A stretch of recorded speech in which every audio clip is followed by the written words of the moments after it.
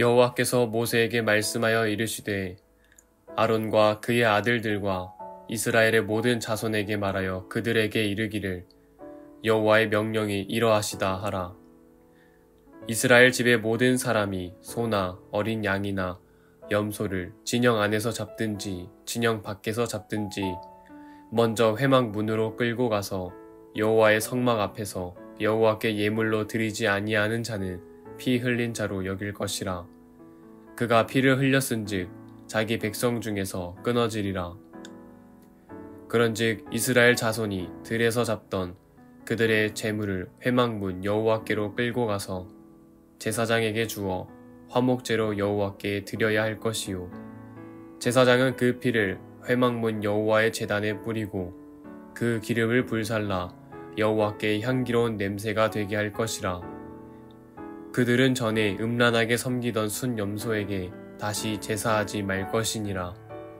이는 그들이 대대로 지킬 영원한 규례니라. 너는 또 그들에게 이르라. 이스라엘 집 사람이나 혹은 그들 중에 거류하는 거류민이 번제나 제물을 드리되 회막문으로 가져다가 여호와께 드리지 아니하면 그는 백성 중에서 끊어지리라. 이스라엘 집 사람이나 그들 중에 거류하는 거류민 중에 무슨 피든지 먹는 자가 있으면 내가 그 피를 먹는 그 사람에게는 내 얼굴을 대하여 그를 백성 중에서 끊으리니 육체의 생명은 피에 있음이라. 내가 이 피를 너희에게 주어 제단에 뿌려 너희의 생명을 위하여 속죄하게 하였나니 생명이 피에 있으므로 피가 죄를 속하느니라.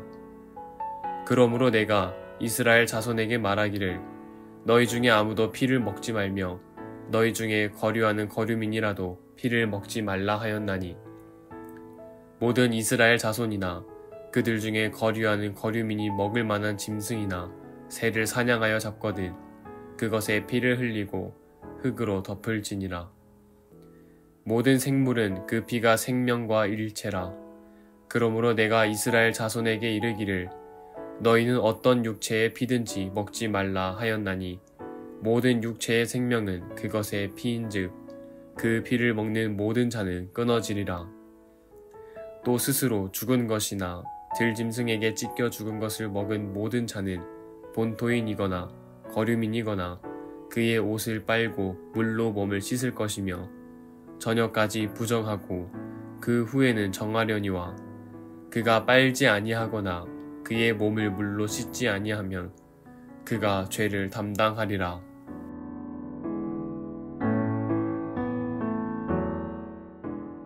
오늘은 레위기 17장 1절부터 16절까지 마지막 절까지 좀 깁니다. 그런데 그 말씀 가지고 함께 은혜를 나누고자 합니다. 이 17장 초반에 있었던 얘기는 제물을 드릴 곳에 대한 이야기예요. 그러니까 사람들이 소를 잡고 양을 잡고 염소를 잡으면 우리는 도축장에서 잡는다고 생각하잖아요. 그런데 진영 안이든지 진영 밖이든지 그렇게 생명을 해하기 전에, 그러니까 짐승을 잡기 전에는 반드시 회막 안으로 끌고 와서 여호와의 성막 앞에서 여호와께 예물로 드려라는 거, 화목제로 드려라 얘기를 하는 거예요. 그러니까 그 분량에 대한 이야기를 하는 겁니다. 화목제는 여러분들 잘 아시다시피 하나님 앞에 드려질 때에 번제의 부분이 있고 요제와 거제의 부분이 있어요. 그러나 내가 이 짐승을 잡을 때는 그리고 나눔의 이야기가 있단 말이에요. 내가 이것을 먼저 하나님 앞에 제물로 드립니다. 드리고 나서 받는 거예요. 드리고 나서. 내가 100만 원이 생겼다라고 하면 부모님께 100만 원을 드리고 나서 내가 다시 90만 원을 돌려받든지 이런 부분이라고 생각하시면 돼요. 근데 만약에 성막 안에 오지 아니하고 바깥에서 임의대로 잡았다라고 이야기하면 이것은 죄다는 거예요. 죄가. 그래서 제사장은 그 회막 안에서 그렇게 하나님 앞에 드려지는 화목제로 드려지는 것을 잡고 그리고 하나님 앞에 여호와께 드려야 된다라는 얘기. 왜 그러냐라는 얘기를 보면 사실 이때 이스라엘 백성들이 출애굽을 하면서 그들의 삶 가운데 나름대로의 우상이 있었어요. 우상이 있었는데 그게 바로 뭐냐면 금송아지 여러분들 아시죠? 이제 가다 보면은 금송아지 이제 숭배하는 일들도 생기잖아요. 이게 숫송아지 형태 이것을 신으로 여기는 그런 일들이 있었단 말이에요. 그리고 이방신들은 이 피의 제사를 드려요. 피를 마시고 막 죽이고 막 이런 일들. 그러니까 우상 숭배의 그런 형태들을 답습하고 그것이 우상화될까봐 하나님 앞에 그 소가 바쳐지는 거죠. 그러므로 인해서 우리가 섬기는 하나님이 더 위대하신 분이다라는 것에 대해서는 고백. 지금 생각하면 좀 유치할 수도 있지만 사실 이때 당시만 해도 그들의 이 수송아지를 하나님 앞에 바쳐서 거기서 하나님 앞에서 잡고 이거는 굉장한 일이었다 이렇게 볼 수가 있어요. 그리고 그 다음에 대한 이 피에 대한 거, 생명에 관한 거는 피를 먹지 말라 이렇게 얘기합니다. 레위기 우선 17장 10절부터 보면은 무슨 피든지 먹는 자가 있으면 그러면서 피를 먹지 말아라. 왜 그러느냐? 육체의 생명은 피에 있습니다. 이렇게 얘기합니다. 즉 피는 생명이기 때문에 먹지 말아라라는 이야기거든요. 그러니까 생명을 위해서 피를 보게 되면 그 피의 소실로 인해서 생명이 사라지니까. 그런데 이때 당시는 의학이 발달 안 됐으니까 이런 것이 하지만 요즘 만약 의학이 발달해서 수혈한다고 생각해봐요. 수혈.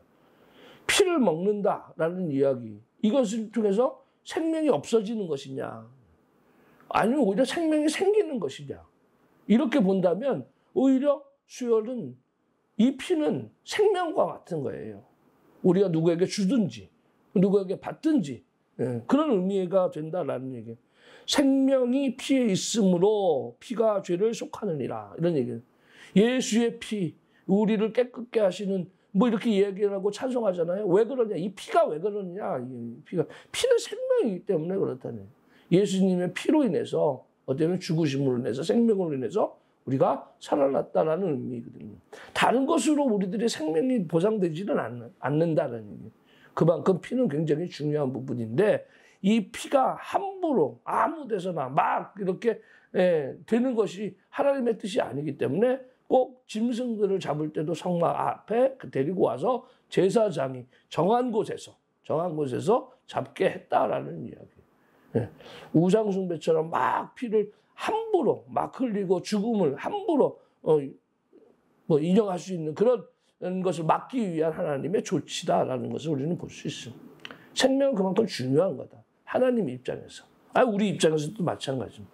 내 생명이 귀한 것인 줄 알면 다른 사람의 생명도 귀한 것인 줄 알고 우리 동물들도 역시 마찬가지로 귀하게 여길 줄 알아야 된다라는 거예요. 오늘 우리들의 모습 속에 이 피에 제물 드리는 곳이 정해져 있고 그러니까 짐승을 잡는 것이 정해져 있다는 얘기예요. 성막 앞에서.